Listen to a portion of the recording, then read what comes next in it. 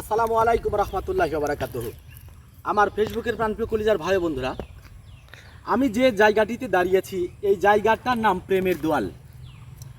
তো প্রিয় বন্ধুরা, আমাদের এলাকাতে এই জায়গাটার কিন্তু অনেক জনপ্রিয়তা আছে।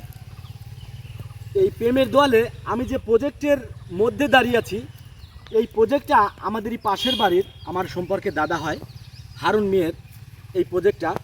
এই প্রজেক্টটা একটু ঘুরে ঘুরে দেখাও। এই প্রজেক্টটা কিন্তু প্রায় 30 বিঘা জমির মধ্যে আছে আর কি। যে প্রজেক্টটা 30 বিঘা জমির মধ্যে আছে, তো দেখেন সারি সারি গাছ। এখন এই প্রজেক্টে কোনো পানি নাই, এখানে মাছ ছাড়া ছিল। তো মাছ জেলেরা মেরে নেওয়ার পর তারপরে কিন্তু আবাদি জমি হয়েছে।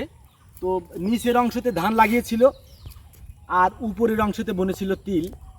তো মোটামুটি এত সুন্দর একটা নির্জন পরিবেশ, এখানে আসলে মানে মুগ্ধ হয়ে যায়। আমি মাঝে মাঝে আসি এখানে, আর এই দৃশ্যের ভিডিও কিন্তু আমি আপনাদেরকে প্রতিনিয়ত শেয়ার করে যাচ্ছি, বা এর আগেও শেয়ার করে আপনাদেরকে দেখানোর চেষ্টা করেছি। তো ভয়ঙ্কর ব্যাপার হলো, এই প্রজেক্টের মধ্যে যখন বৃষ্টি নামে তখন ওই চীনা জোক আছে না, চীনা জোক, আমাদের দিকে ছোট্ট ছোট্ট জোক, তাকে বলে হয় আমাদের দেশীয় ভাষায় চীনা জোক। তো এইখানে এত পরিমাণ বৃষ্টি নামলে এত পরিমাণ চীনা জোক হয় যে এখানে কিন্তু হাঁটার কোনো অবস্থা নেই, এমন অবস্থা। আর এই চীনা জোকগুলা ছটছট ছটছট করে কিন্তু লাফিয়ে লাফিয়ে গারফার ওঠে আর কি। তো এরা আসলে যদিও বা অতটা ভয়ানক না, কিন্তু এদের আকার আকৃতি, এদের চলাফেরা কিন্তু অনেকটাই ভয় পায় মানুষ। তো যাই হোক, আমি তো ভীষণ ভয় পাই। তো আজকে রোদ উঠছে দিনের আলোতে, এবং একেবারে বৃষ্টি বাদল নাই, শুকনা, এই জন্য আমি আসছি এখানে।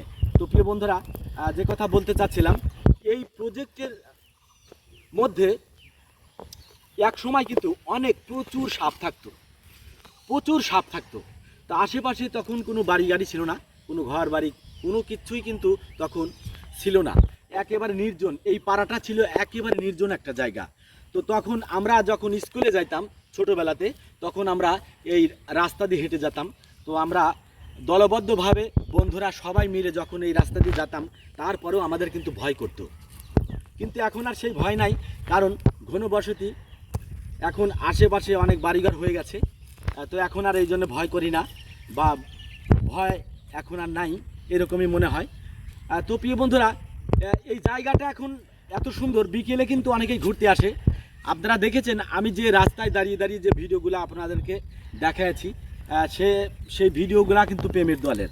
তো প্রিয় বন্ধুরা, জায়গাটা কেমন লাগলো, আমার উপস্থাপনাটা কেমন হয়েছে, আমি বিস্তারিত আপনাদেরকে বোঝাতে পেরেছি কিনা অবশ্যই কমেন্ট বক্সে জানিয়ে যাবেন। আজকের মতো এই পর্যন্তই বন্ধুরা, ভালো থাকবেন, সুস্থ থাকবেন, ইনশাল্লাহ দেখা হবে পরবর্তী আরেকটা ভিডিওতে। আসসালামু আলাইকুম রহমতুল্লাহি ওয়া বারাকাতুহু। খোদা হাফেজ।